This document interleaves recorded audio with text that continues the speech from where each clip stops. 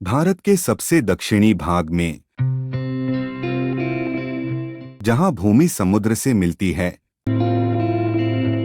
Engineering की एक उल्लेखनीय उपलब्धि मानव प्रतिभा के प्रमाण के रूप में खड़ी है। अपनी कल्पना को उजागर करें और पंबन रेलवे ब्रिज की तस्वीर लें।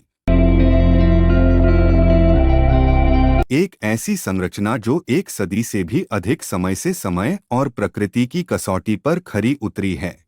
वर्ष 1914 में निर्मित पंबन रेलवे ब्रिज ब्रिटिश औपनिवेशिक युग के दौरान अस्तित्व में आया था। इसका निर्माण भारत की मुख्य भूमि और रामेश्वरम द्वीप के बीच एक विश्वसनीय परिवहन मार्ग की बढ़ती मांग की प्रतिक्रिया थी।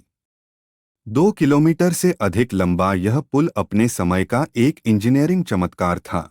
जब यह बनकर तैयार हुआ तो यह भारत का पहला और दुनिया का दूसरा सबसे लंबा समुद्री पुल था।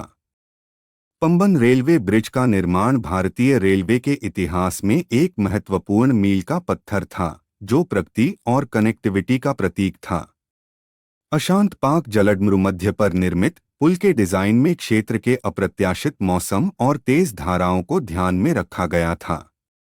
इंजीनियरों ने इस चुनौती का सामना करते हुए एक ऐसे पुल का डिजाइन तैयार किया जो न केवल मजबूत था बल्कि इसमें एक ऐसा खंड भी था जिसे जहाज़ों के गुजरने की अनुमति देने के लिए ऊंचा किया जा सकता था। यह चल खंड, जिसे शेजर रोलिंग लिफ्ट के रूप में जाना जाता है, उस समय एक अग्रणी डिजाइन सुविधा थी। पंबन ब्रिज ने कई चुनौतियां देखी हैं, जिनमें सबसे उल्लेखनीय 1964 का विनाशकारी चक्रवात है।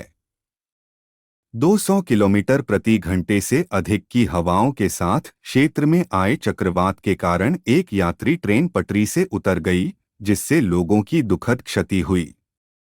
इस आपदा के बावजूद पुल मजबूती से खड़ा रहा, जो इसके डिजाइन और निर्माण की ताकत का प्रमाण है। 21वीं सदी में तेजी से आगे बढ़ते हुए पंबन ब्रिज मुख्य भूमि और द्वीप के बीच एक महत्वपूर्ण कड़ी के रूप में काम करना जारी रखता है। अगली बार जब आप खुद को भारत के सबसे दक्षिणी हिस्से में पाएं, तो पंबन ब्रिज को देखकर आश्चर्यचकित हो जाएं, एक ऐसी संरचना जिसने इतिहास की एक सदी से अधिक के मूक गवाह के रूप में काम किया है। और ऐसा करते समय अतीत के इंजीनियरों के बारे में भी सोचें, जिनकी दूरदर्शिता और दृढ़ संकल्प ने हमें इंजीनियरिंग की यह उल्लेखनीय उपलब्धि प्रदान की।